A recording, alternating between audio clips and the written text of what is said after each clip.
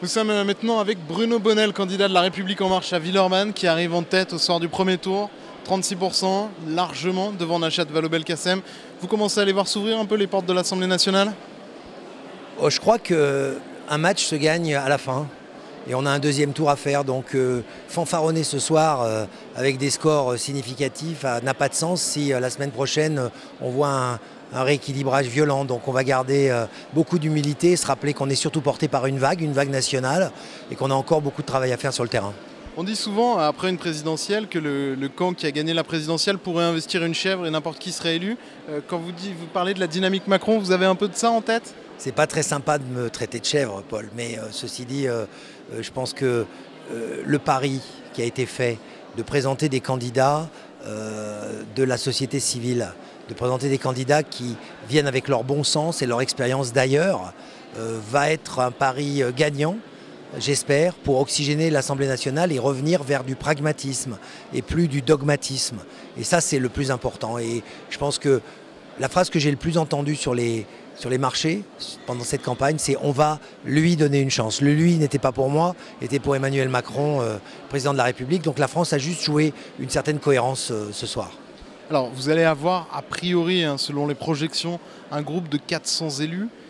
C'est énorme, ça veut dire que finalement vous aurez aussi la possibilité de faire votre politique. Vous n'aurez pas d'excuses. Est-ce que vous sentez plus de responsabilité quand on voit cette vague impressionnante? J'allais vous dire que c'est effectivement, il n'y a plus d'excuses. C'est-à-dire qu'à partir de ce moment-là, par rapport au programme qui a été présenté aux Français, il n'y a aucune raison de ne pas pouvoir le mettre en place et de continuer cette cohérence. Et donc de continuer le dialogue pour que à la fois ce fameux programme qui d'un côté libère des énergies, de l'autre côté protège les gens qui en ont besoin, fonctionne.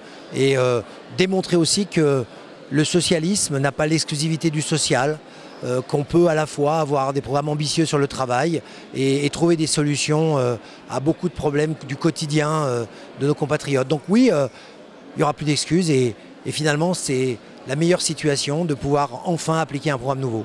Est-ce que ce soir vous avez achevé ce que vous appelez le vieux monde politique, la gauche, la droite?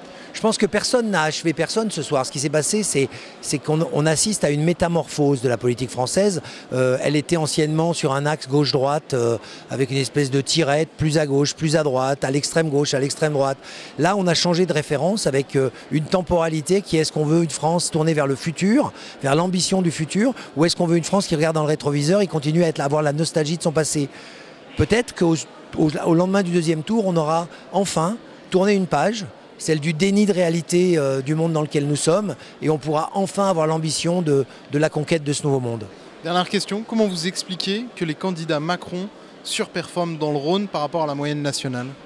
Je crois que dans le Rhône, on a une particularité, c'est que l'action de Gérard Collomb dans la métropole, qui a rayonné au-delà de la métropole, a montré que ce laboratoire où on mélange les sensibilités pour le bien commun fonctionne. Donc le Rhône a naturellement une sensibilité et une adhésion au programme présidentiel. Donc si on a plus performé que les autres régions, c'est certainement parce qu'on a déjà un temps d'avance, déjà des expérimentations qui ont démontré leur efficacité. Et maintenant, notre responsabilité, ça va être aussi de convaincre, si on est élu, tous nos collègues de l'Assemblée nationale que ça fonctionne bel et bien, et il faut encore avoir plus d'enthousiasme pour le programme du président. Merci beaucoup Bruno Bonnell.